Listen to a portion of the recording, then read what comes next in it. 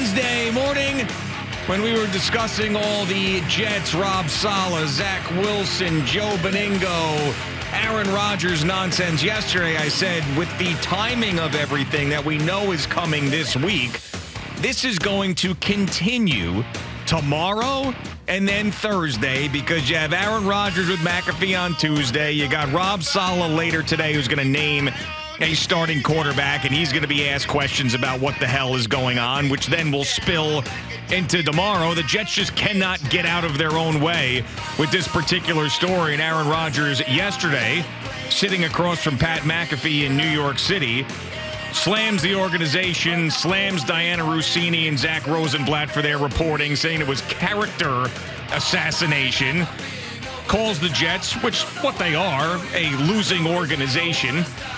So now you got that on top of everything else. So you had this poop Sunday, and Aaron Rodgers came in, put the whipped cream on top of it, and I got a feeling Rob Saleh's putting the cherry on top of the poop Sunday later today. Good morning, Boomer. How are you? Good morning, G. Yeah, I'm doing all right.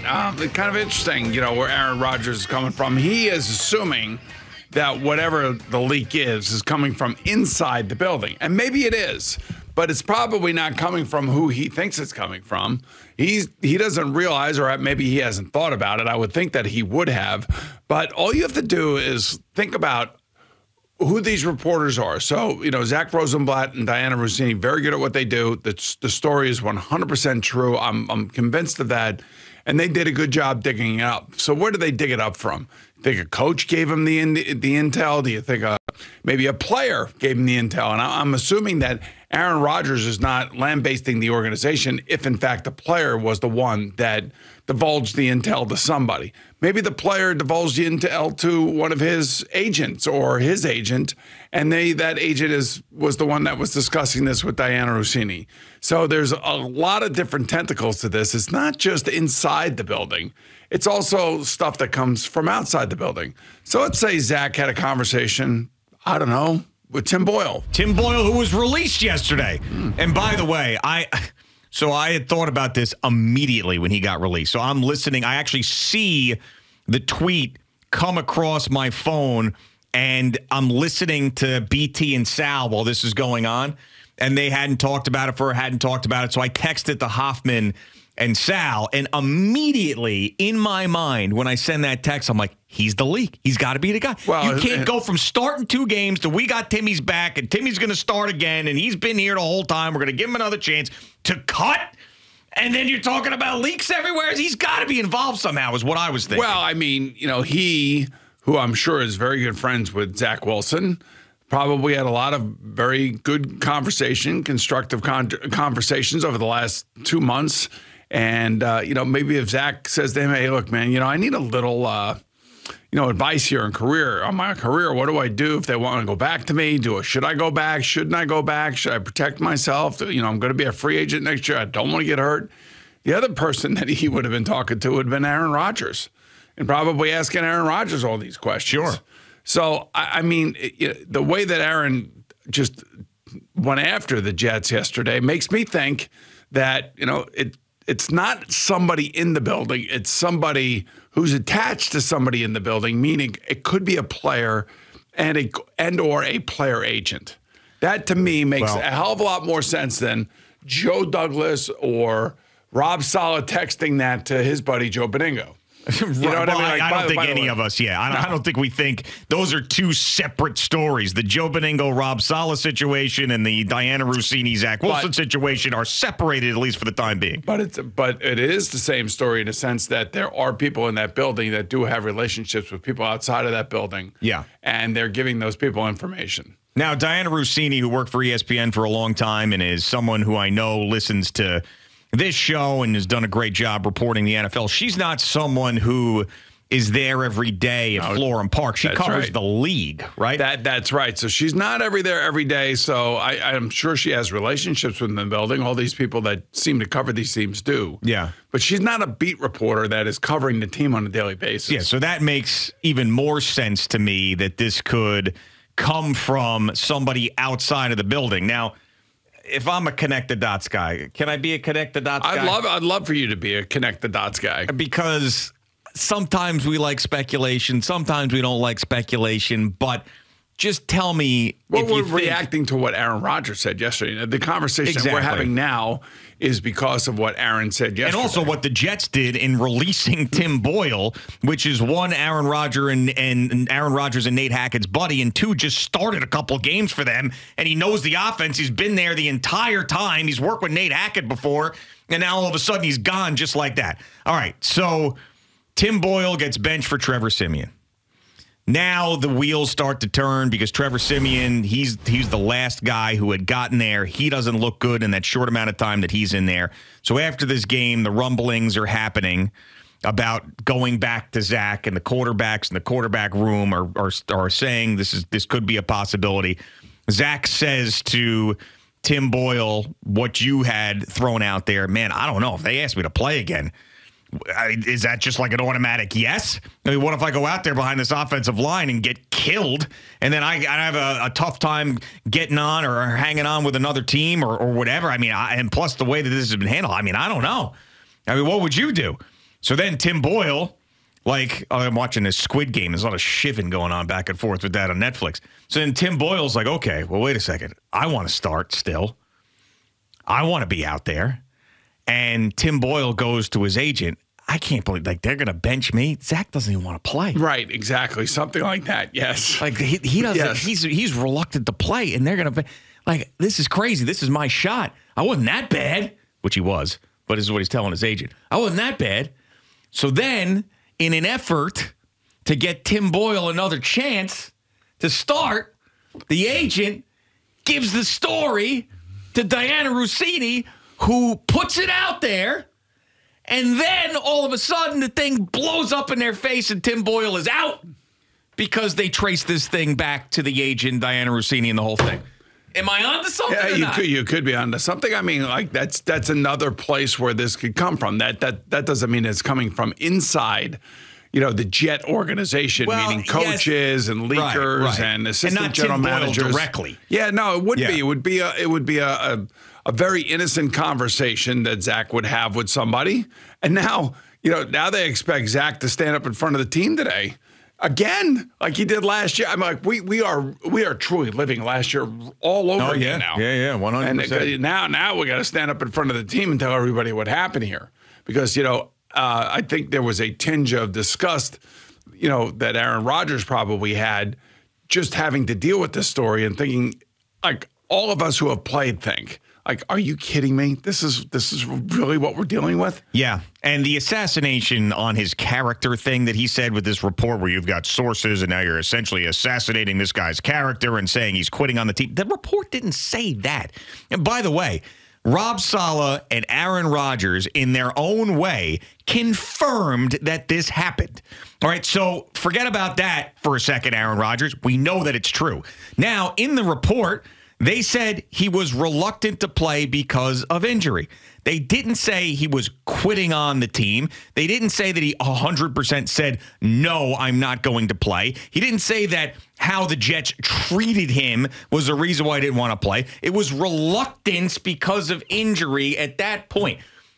And if he has that conversation, even though a lot of people don't agree with the reluctance, that's a human reaction to something. So assassination on his character, when you have confirmed that the story is true, those two things can't go together. Damn. And he's the one who put out there, Aaron Rodgers yesterday on Pat McAfee, he's the one who said the words quit on his team and all these other things that he was putting in the words of the reporters that they never said. So, he made that report sound worse than it actually was. Which is why this is like a very bizarre situation, that you have a quarterback who's supposed to be the leader, who was leading from 3,000 miles away after he had gotten hurt for the first, couple weeks, 3 weeks or 4 weeks, whatever it was, until Taylor Swift came to MetLife. But then all of a sudden now he's paid $1 million to go on Pat McAfee, and he has to go on. He has to, he has a contract with them, and he is basically... Now, all of a sudden, in every story, I've never seen a guy that has been this injured, this covered. I've never seen it. I mean, honestly, Kevin Durant was here. He was hurt, had the same injury, and barely we even talked about. We made fun of the fact that he wasn't playing, and that the Nets were paying him for an injury that he suffered while playing for another team. That was about it. Sure. I mean, this has gotten to proportions with a guy that's injured.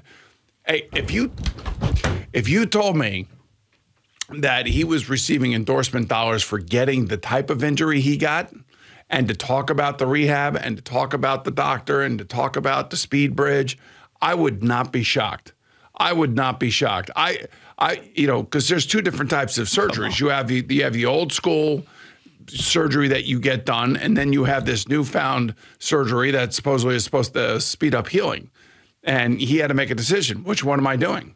And you're telling me that, okay, I'm going to go with this, and then I am just going to. And a documentary's coming. Well, there's 100% a documentary coming either on Max or Netflix or something on this miraculous rehab that we're going through. Do we know that? Are there cameras around following this? They may not be following him around at Jet Camp, but wherever he's rehabbing or wherever he's doing the beginning of the rehab, we're going to get a documentary. You just know it. Oh, man. I'm telling you. It sounds like every opportunity that he's going to seize every opportunity, which he should. I don't necessarily know that I have a problem with that, but what I do have a problem with is that he's assuming that somebody within the Jets organization is the one that leaked this story about Zach Wilson. Yeah, and I'm just telling you, there are many other alternatives to have leaked this story. Sure. Now, it could have come from, like, I've connected the dots, Tim Boyle having a conversation with Zach Wilson and then taking that conversation to his agent. But Tim Boyle, in that scenario, didn't go directly to a reporter. It's just an agent who's trying to fight for his player to stay on the field, and then it ended up blowing up in their face, which is a potential thing. So, yeah, I mean, coming from inside the building, coming from outside the building is a big difference. If there is an agent that is leaking these things, it's one thing. If it's someone who is in there shoulder to shoulder every single day with those players and leaking stuff about Zach Wilson, who has been the quarterback the majority of the time of the last 3 years, if you told that's me even a bigger deal. If you told me like a trainer or an equipment manager or somebody like that, which is really, or front office people, which I think is what Aaron is alluding to. I mean, you can't absolve the players. You can't absolve the players and their agents. You don't know what the conversations are with other, players and amongst other players. And how did Zach ask one of these players as to whether or not you think I should go back out there? And, maybe it was just a very innocent conversation that he was having with somebody who then relayed that conversation to somebody else. And that's how, the Rosenblatt Rossini report, was put together. Yeah. And it's not hard. I mean, they know all the agents. They go to all the league meetings and things of that nature. It's just like going, if you're at, the hot stove baseball league's going on right now, and you're at the winter meetings. Who else is at the winter meetings? There are general managers and there are agents and there are maybe a handful of players. Yeah. But all these people know each other, and the agent wants to get out what he wants to get out or she wants to get out in relation to their player. So who do they go to? They go to the media. They go to the John Haymans of the world, the Joel Shermans of the world, and they tell them this is, why we're doing what we're doing, but they kind of say it off the record. Then the writer's able to put it in his words or her words. Yeah, and remember, I'm pretty sure he wasn't asked about this because I watched just about all of the Aaron Rodgers interview. But remember, we sat here yesterday. I was like, they better ask Pat McAfee show, better ask Aaron Rodgers about the Rob Saleh texting thing. I'm pretty sure they did not. No, I don't think they did either. And you said, and you were like, how could they not? I'm like, they could not because they're not in tune with everything that's going on around here. Either that, or he told them not to tell him, not to ask him. Remember, he's a paid guest. Right. He's not coming in there pushing a book. He's not coming in there. He's paid. He's paid a lot of money to go on to that show, and it's one of the reasons why that show is so interesting is because he's an active player. He unfortunately is injured. It is the New York Jets. It is the media capital of the world, and there are people that are just listening and hanging on every word he says. Well, if he didn't give them a directive to not ask that question and they didn't ask that question, that's brutal because he's sitting there trashing the organization, calling it chicken crap, and these leaks and winning organizations don't do that. And you have this huge story that's being covered about the head coach texting with a radio host all this different stuff, you got to ask him about it. It'd be like your head coach, for God's sakes, is one of these people that you're saying is chicken crap and leaking stuff to the media. How do you feel about that? I mean, I was so disappointed that wasn't asked yesterday, because that would give us an idea of where he stands on Rob Saleh right now, unless he did in his own way yesterday without that question being asked. Well, he might have said, look, hey, guys, keep the coaches off limits. He could have easily said that, and he just wanted to get what he got off his chest about the organization being chicken bleep. Yeah, and it was amazing because, you know, when Joe Benigno came on with us yesterday, and I explained to him, what if this were you and I was putting out stuff that you told me about Evan or whatever else on the air when it was a private conversation, how would you feel? You could actually hear the gears grinding in his head. It was like, oh, now I get it. So I thought he had gotten it until he goes on at 4:00 with Evan and Tiki and prefaces one of the things he's about to say with, I mean, I think I can say this. And I'm like, oh, God, here we go again. Oh, I think I can say this, but I had a 25-minute phone conversation with Rob Saleh last night. And I'm like, oh, my God. Now, he did stop short of saying everything that was in that conversation. He goes, I don't want to share everything that we talked about. I'm like, all right, at least you learned your lesson there. But still, he's like, I don't know if I should do this, just like he did the last time. Yes. He's going to get mad at me, but I don't care. It's like, so if Rob Saleh, now he's not sure, Joe, completely if the relationship is going to continue with talking about the teams. He felt pretty positively about that when he was on with us, but then he mentioned later on with Evan and Tiki that he wasn't so sure about it. If Rob Saleh, I said it to Joe when he was on the phone yesterday, if Rob Saleh continues this relationship with Joe Benigno, he is the dumbest head coach we have ever seen in New York history. Dumber than Rich Kotite, dumber than everybody else that came in here and was just a total disaster, dumber than Mickey Callaway, dumber than all these guys. If he continues this relationship after Joe Benigno chopped him up and served him to the masses, he is the dumbest guy we have ever seen be a head coach in New York. Thanks so much for watching the video. Please like and subscribe. And don't forget to hit the bell so you're notified when we're dropping new content.